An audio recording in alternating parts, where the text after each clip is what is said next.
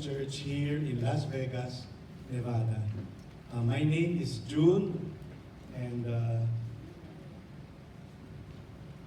I would like to thank the Lord for this privilege of sharing the word today. The theme of our church this year is growing in Christ. And today, I find it appropriate that we remind ourselves about the importance of understanding the will of God.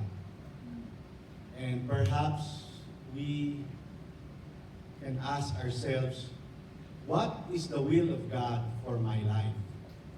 Because, it is exciting, and many of us are no longer teenagers.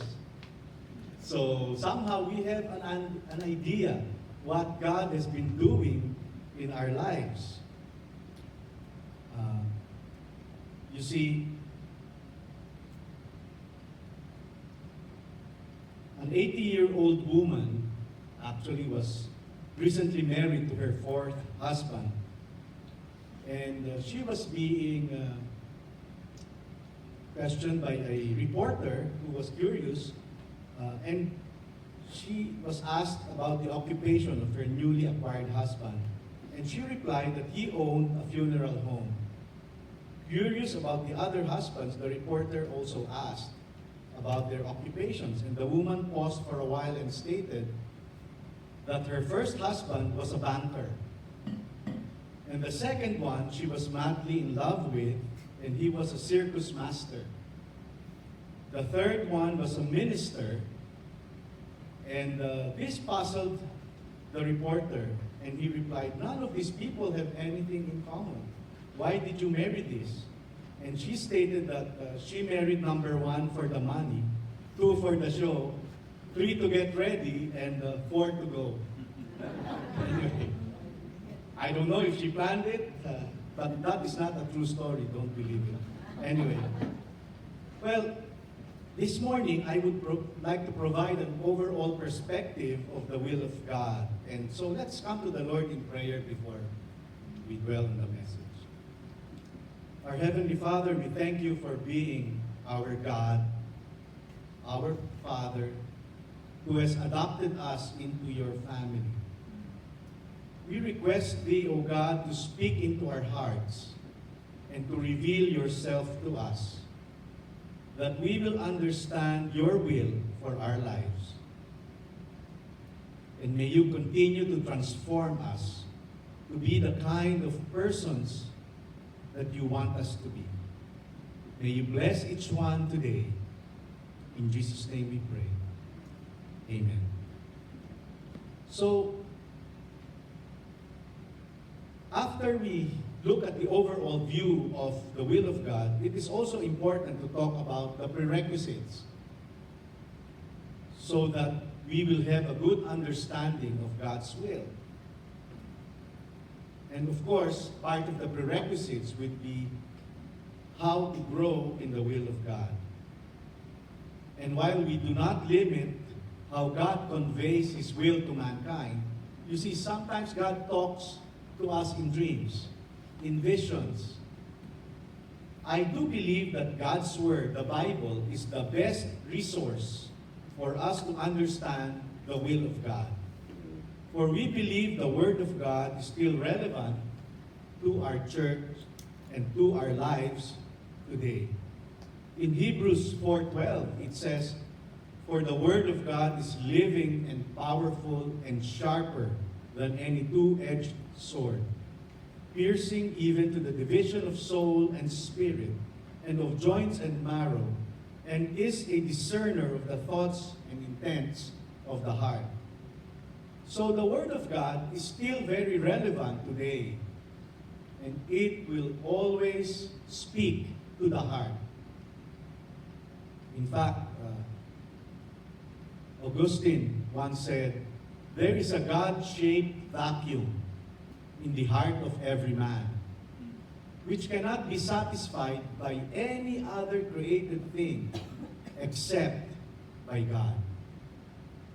So our hearts do long for the presence of God, and the Word of God is the best resource so that we will know His will. Now, as described in the Bible, just as a brief introduction, there are three types of how our God has manifested His will. Number one, we talk about the sovereign will of God. You see, the concept of God's will is woven throughout Scripture, and beginning with the creation narrative, where God's sovereign will is evident in the formation of the universe. You see, God is sovereignly in control. He is always in charge. In Psalm 33, it says, "By the word of the Lord the heavens were made, and by the breath of His mouth all their lights." So God said, "Let there be light," and suddenly there was light. He gathers the waters of the sea together as a heap. He puts the depths in storehouses. Let all the earth fear the Lord. Let all the inhabitants of the world stand in awe of Him. For He spoke, and it was done. He commanded, and it stood firm. The Lord nullifies the plans of nations. He frustrates the plans of people. You see, even if the leaders of the nations and even us make plans of our own, He nullifies this because His sovereign will always be accomplished. You see, God has a plan, and we are part of His plan. The plan of the Lord, in verse 11, the plan of the Lord stands forever. So this is in Psalm 33, verse 11. Blessed is the nation whose God is the Lord. So we can see here the plans of His heart from generation to generation. Blessed is the nation whose God is the Lord, the people He has chosen for His own inheritance. Thus, God will always do what He has planned. He is God, and we are merely His creation. In fact, Isaiah 46 tells us, "Remember the former things of old, for I am God, and there is no other. I am God, and there is none like me, declaring the end from the beginning and from ancient times, things that are not yet done, saying, my counsel shall stand, and I will do all my pleasure." So God does everything according to His pleasure. He can dictate anything. He is God, all-powerful, all-knowing, and He is, the nice thing is, He is all good. His loving kindness is always new every morning. So He does what He pleases, and His plans shall come to pass. When we look at our lives and what we have accomplished, can we really say we are in charge? Some people would say, well, you know, I am self-made. Well, are we really in control? Let me share a true story about two California Highway Patrol officers who were conducting speeding enforcement on I-15, just north of the Marine Corps Air Station at Miramar. One of the officers was using a handheld radar device to check speeding vehicles approaching the crest of a hill. So, you know, that's how cops are. They hide at the top and they wait for the speeding cars going towards the crest of the hill. The officers were suddenly surprised when the radar gun began reading 500 miles per hour. The officer attempted to reset the radar gun, but it would not reset, and then it just shut down. Just then, a deafening roar over the treetops revealed that the radar had in fact locked onto a USMC FA-18 Hornet, which was engaged in a low-flying exercise near the location.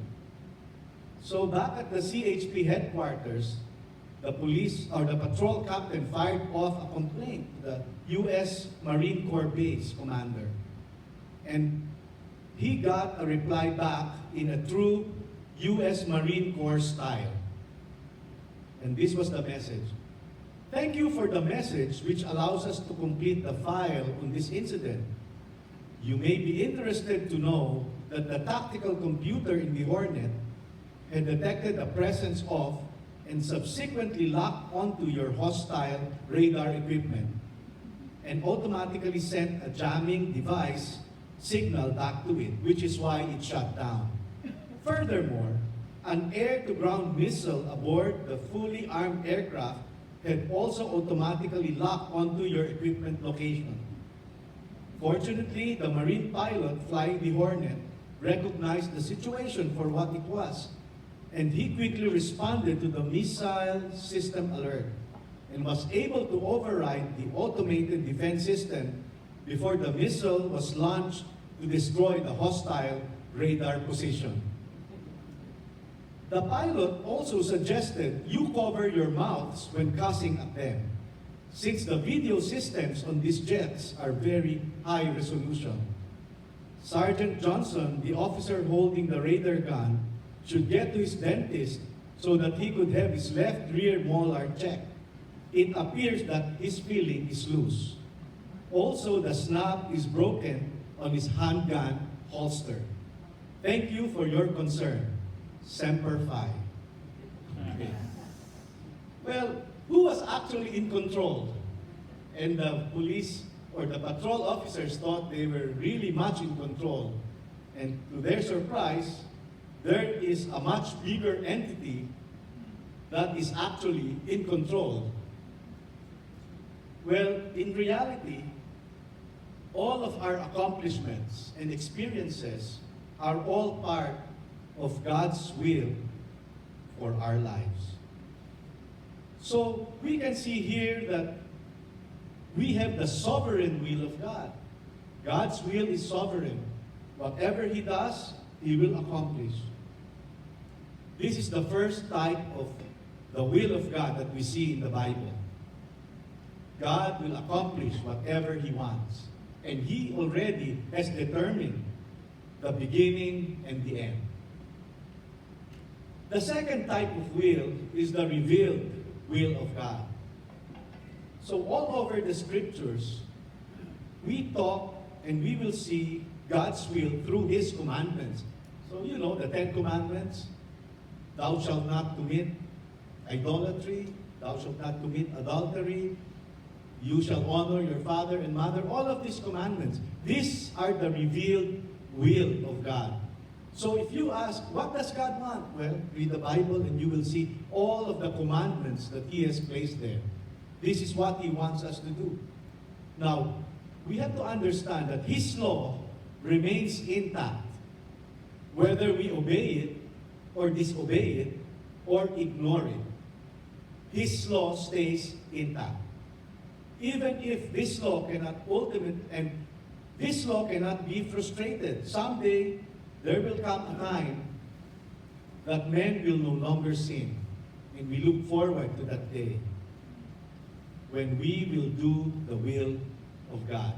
In fact, the Word of God says, every knee will bow and every tongue will confess that Jesus is Lord. If you don't believe in Jesus, someday you will have to kneel down before Him out of fear. But if you believe in Him and embrace Him and receive Him as your Lord and Savior now, you will be so glad that you are a part of God's forever family. So we see the revealed will of God. And we will not go through all of the commandments. That will take us more than a week. Anyway, the third kind of will is the permissive will of God. In other words, God allows us to decide to follow His will. Now, we have God's will in the Word of God, but God did not make us robots. And God has given us the free will to obey and to do His will. Therefore, we are allowed to make choices.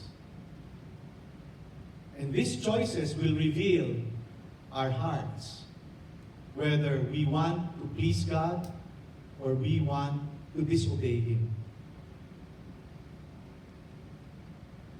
Now, this does not mean that because a man decides to sin, that God condones the sin. There are things that God allows, and He did not want to control us, or He does not control us, because we have free will. We are made in the image and likeness of God, where we can decide.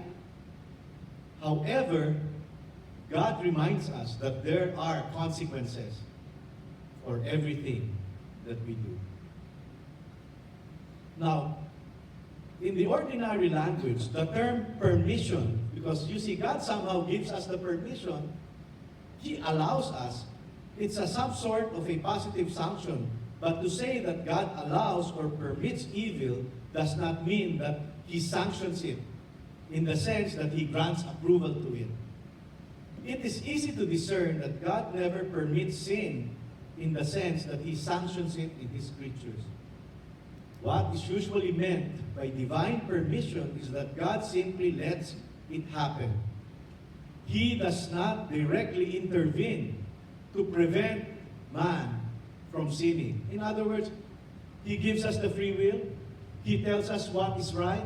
But if you know what is right and you do not do it, that is sin, and He does not prevent you because you have the free will. Now let's go to our text, which is found in Romans 12, 1 and 2. Therefore, and I will read it if you have your Bibles. Therefore, I urge you, brothers and sisters, by the mercies of God, to present your bodies as a living and holy sacrifice, acceptable to God, which is your spiritual service of worship.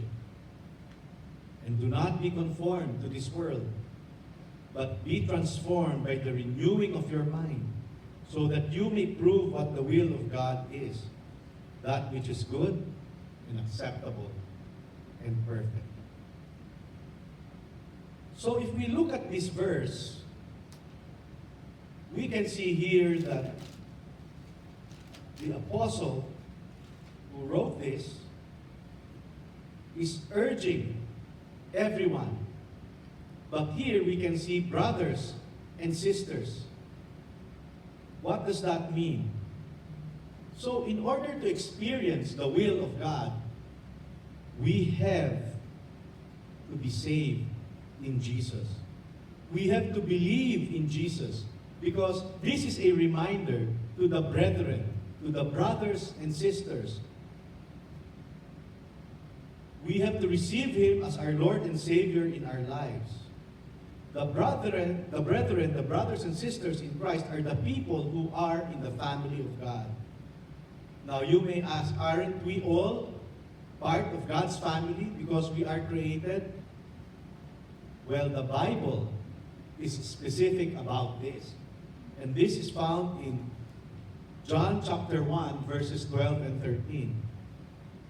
It says, "But as many as received Him, to them He gave the right to become children of God, to those who believe in His name, who were born not of blood, nor of the will of the flesh, nor of the will of man, but of God."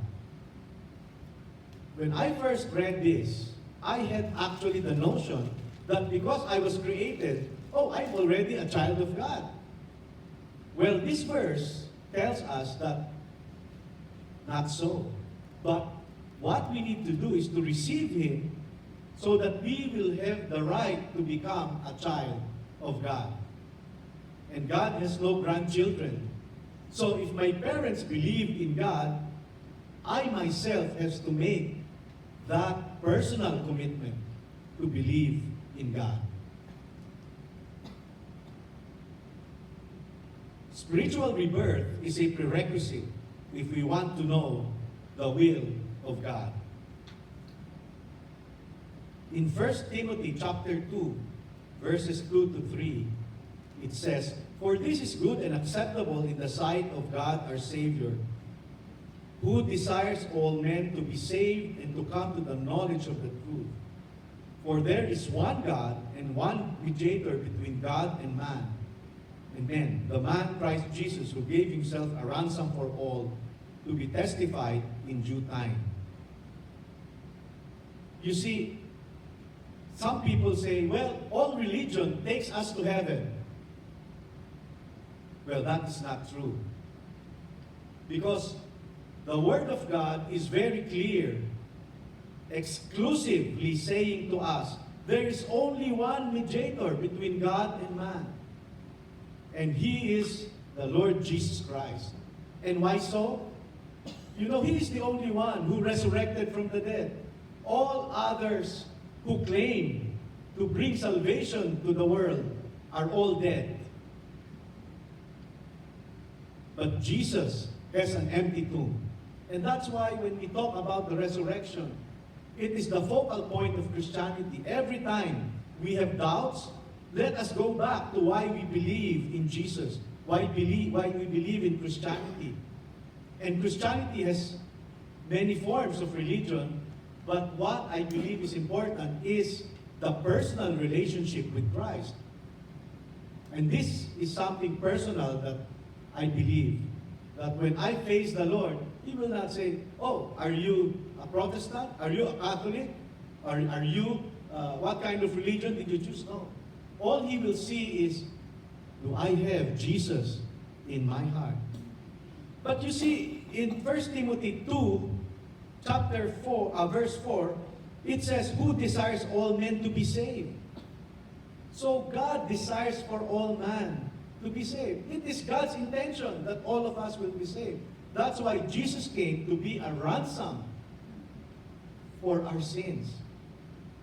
He is the one who paid for everything.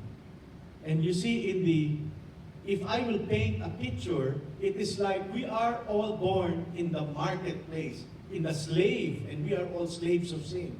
Only one man was able to save us, a man who was free, who was sinless. And because he was sinless, he is able to pay the price, and therefore, he freed all of us. He was the ransom. And he died in my place, in our place. He died in your place. And this is called substitutionary death. And therefore, Jesus died for our sake. So it is God's will for men to be saved. Thus, we need to experience God's mercies. You see, if we have not experienced the mercy of God, how can we talk about salvation? The mercies of God are plentiful. Every time, can you count how many blessings you receive since you had Jesus in your life or since you gave your trust to Him? Oh, it is too numerous to count. Imagine just the fact that we are saved from death to life. Because the Word of God says, "For God so loved the world that He gave His only begotten Son, that whosoever believes in Him," if we believe in Him, "we shall have eternal life." And eternal life is not something in the future. Eternal life is something that you have now when you receive Christ, because He is in your heart.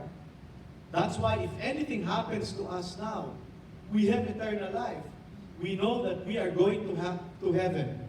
Some people say, that's too presumptuous. But you see, all we have to do is to believe in the Word of God.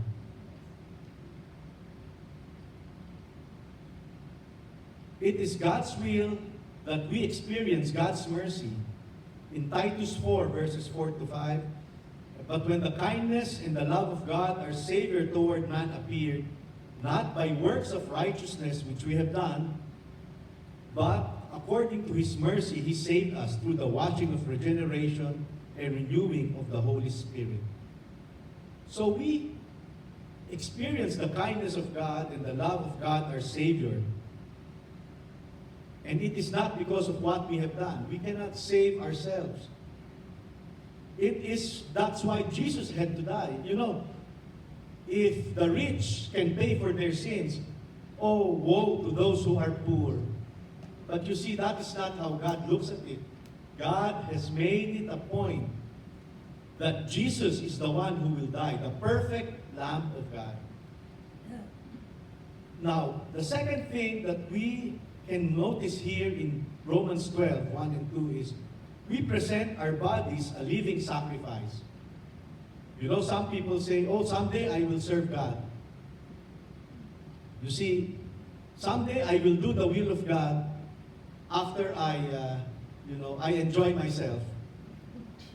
Well, honestly, God is asking us to present our bodies now as a living sacrifice. Not when we are nearing death experience, that we can no longer move and we are bedridden. No. While we are alive, the Lord is encouraging us to serve Him. We should be a living sacrifice, and we should consecrate ourselves as an acceptable sacrifice. That's why in number 3, the Word of God is saying, do not conform to this world.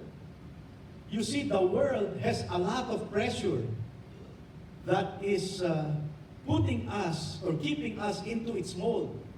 It's like if you are a citizen of the world, you should be like a worldly person, one who enjoys pleasure. Let me share an experience. I'm not sharing this to elevate myself, but this is what happened with me. You see, I became a believer, and in my past work, and this was in the Philippines then, I was employed in a company, in a brewing company, with the San Miguel beer. And you know, since I was with distribution, and I was a logistics person, I have to visit all of the warehouses all across the country. So that's what I do. I inspect, and the people in the warehouse know I'm coming, and so I check whatever the stocks. I check their operations, and because you are normally traveling, the senior officers there, they treat you well, right?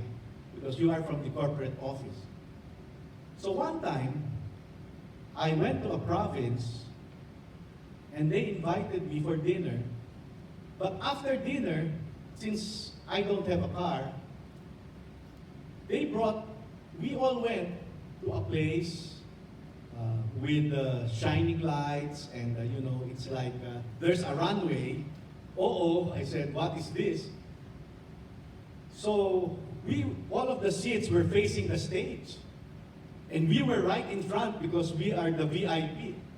Oh my God, what will I do? I said, Lord. So I asked the manager, can you already take me home? Anyway, we had dinner. Oh, no, there's a show. You have to watch this.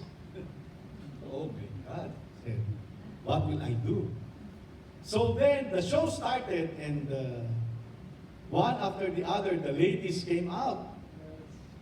So since we have in front of us a table, I stood up. I took the chair, and this is the stage. I went this way so I could not see the stage. And so I was looking at all of them while they were watching the stage. And they were surprised. What are you doing? Well, I said, I do not watch this kind of shows. I am a believer. And, it will just tempt me, and it will not be good for me. So they could not understand it. But because they were so guilty that I am looking at their expressions while they are watching, the manager called the driver, and he asked to take me to the hotel, back to the hotel. But you see, we just have to make a stand, right? But we cannot conform to the world. And I have been in several situations like this. But we have to tell God, Lord, I am serious in following you. And it is difficult if we put ourselves in a situation where we may be tempted to compromise, and it is not good. Why will we do that? Why will we put ourselves in a situation that we have to, be in a tight spot? Well, the world is producing in us the worldliness that is in everyone else. They expect it. So when they tell great jokes, you should say, ha ha ha. But that is not always the case. Especially when they curse and talk about the name of our Lord in vain. It hurts, isn't it? In 1 John chapter 2, verse 16, it says, "For all that is in the world, the lust of the flesh, the lust of the eyes, the pride of life, is not of the Father, but is of the world." You see, this is the world, the lust of the flesh. You are going to be tempted by the enemy. Do you know that once you say you believe in Christ, you will have an enemy? Believe me, you will be tempted to the hill. The lust of the eyes. Sometimes we see what our neighbors have. Oh, I also like that car. Oh, I also like their house. But there is no contentment, isn't it? Because that is the world. You want to have more and more and more. The pride of life. You want to be popular. You want to be famous. When you post something in Facebook, oh, how many likes? How come they are not putting the likes there? My friends, where are my friends? But you want to be popular. And it's just normal. But you see, this is the way of the world. Well, that is not how we as believers should be. But the challenge is that we must be transformed by the renewing of our mind. We should keep our thoughts captive to the Lordship of our Savior, Jesus Christ. In Corinthians, it says, "For the weapons of our warfare are not carnal, but mighty in God, for pulling down strongholds, casting down arguments, and every high thing that exalts itself against the knowledge of God, bringing every thought into captivity to the obedience of Christ, and being ready to punish all disobedience when your obedience is fulfilled." You see, when we fight and we are in a warfare, it is not because of our own physical strength. No, we cannot fight physically. It is through the mighty work of God, who is pulling down strongholds or demonic forces. He is casting down every argument.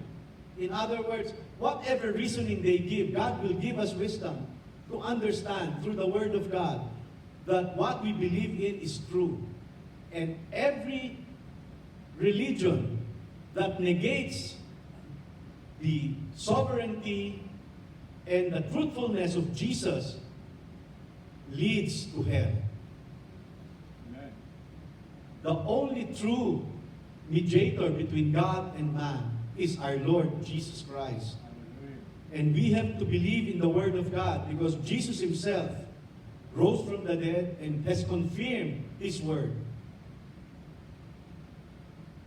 And you see, it is important that we take care of our thought life. In Philippians 4:8, and I don't think I have it here, but it says, "Finally, brethren, whatever things are true, whatever things are noble, whatever things are just, whatever things are pure, whatever things are lovely, whatever things are of good report, if there is any virtue and if there is anything praiseworthy, meditate on these things." You see, we have to take care of our minds, especially now. It's so easy. The internet, you can get a lot of worldly foolishness out of it. And that is why we have to focus our mindset, our thought life. Whatever is true, whatever is noble, whatever is just, whatever is pure. And this is what God wants. He wants us to be pure. You see, if we go to the next verse, is there a next verse, Brother Robert? You see, it talks about the will of God. And this is in a practical sense. For this is the will of God, your sanctification. It means that we as believers are being set apart. To be sanctified means to be pure, to be separate. We are not the same as anyone in the world. That is how the Lord has planned it. That is how God has planned it. We should abstain, number one, from sexual immorality. And then we should know how to possess His own vessel in sanctification. We have to know how to take care of ourselves. We do not put bad substances in our body that will kill us. We have to have that. We have to run away from the passion of lust. And lastly, like the next verse, please. Who do not know God, that we should not take advantage of others, but we should be kind to others. So, here, this is the practical way of living the will of God. Okay? But we know that God does not play games. He records everything and He knows who we are. He can read our hearts. So we will be confronted one of these days. When you think about the will of God, you have to ask yourself, and I have to ask myself, do I want the will of God? Will I seriously follow the will of God? Well, it is a lot of challenge. But mind you, we are preparing not for this world because we are just passing through. Even if we live for the age of 120, that is nothing compared to eternity. Imagine, we are being geared and prepared for eternity.